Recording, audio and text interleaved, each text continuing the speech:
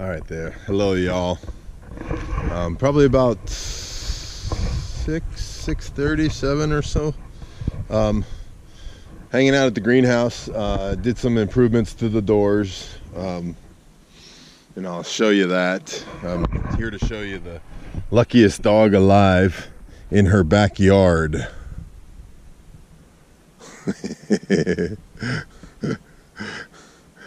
I dare someone to tell me that she ain't the luckiest dog alive. Look at that yard.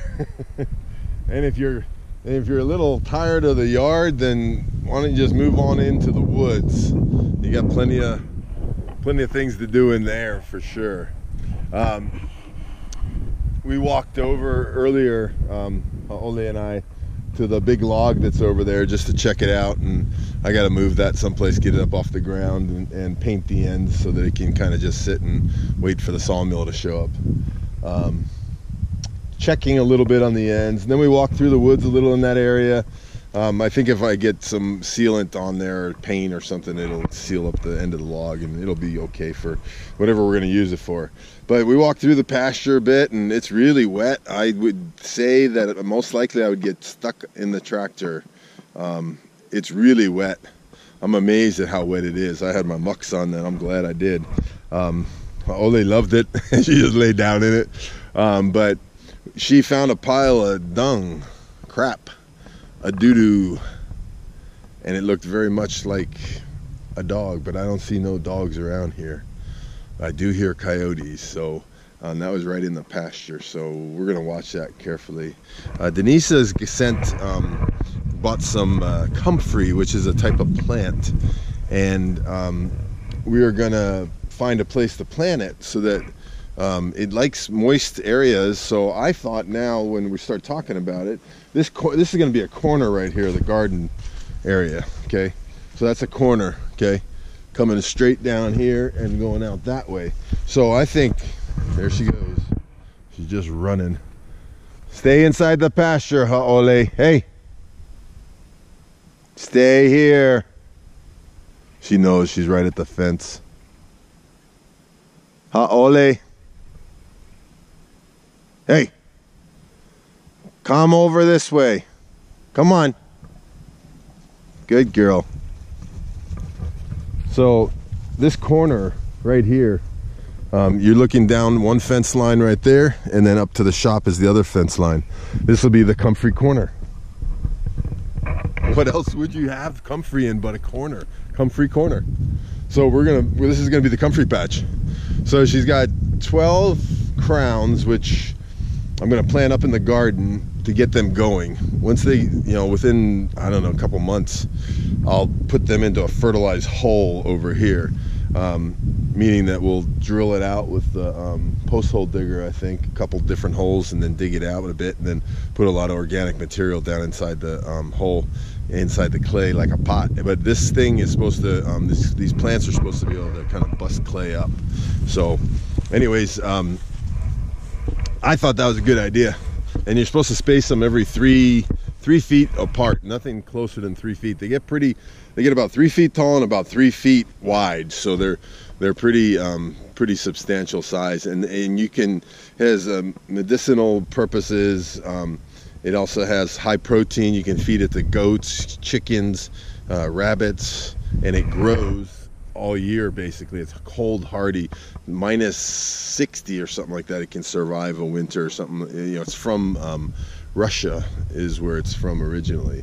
So anyways, we're gonna be having a Comfrey patch, and who knows, maybe this side of the greenhouse one day will become the Comfrey side, and the sweet corn and sunflowers, I don't know where they're going.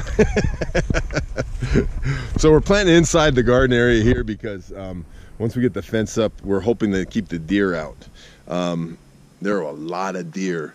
I saw probably 12 deer last night just in this area. They bed down right here. This is kind of like their spot, because you can see how green the grass is right here. It is really nice and green because all the water flows down this way from the slope of the land. But yeah, look up there at the garden. You can't see it, but man, it is really green next to that bed. You know why? Because all the nutrients are flowing off of that rabbit manure when it rains. Anyways, guys, Ole, you're gonna stay right there. She loves to lay in that pasture, man. She just lays down. I'll check on her. I put this latching system on, so you can open it like that. You come inside, and you just pull that thing closed. You want to go out? Can't go out. It's locked. It's locked. Believe me, I know. If you didn't have this magic string, ask Larry. He put that thing on. He didn't drill the hole. He didn't put this on. The king came in here. I had to get down on my knees. Can you believe that? The king on his knees because of Larry. And I had to get down here, fish my hand through the one part that got damaged in the greenhouse. I'm going to replace this panel anyways. And had to reach up there, and luckily my arm just long enough. Otherwise I would have to cut one of these with a utility knife, and I wouldn't have been happy. So when you leave, just pull the magic string. It's pretty dang slick, huh? Pretty dang slick, huh, guys? I think so, man. I like it. I like it. I could be here for quite some time doing that. That's pretty dang slick. I like it. The king, you gotta do one of those rap videos or whatever it is. I like it. Well, the other end is done too. I just don't have this latching mechanism, and the door is a little, I gotta play with it and try and get it straighter, the right side that you come in.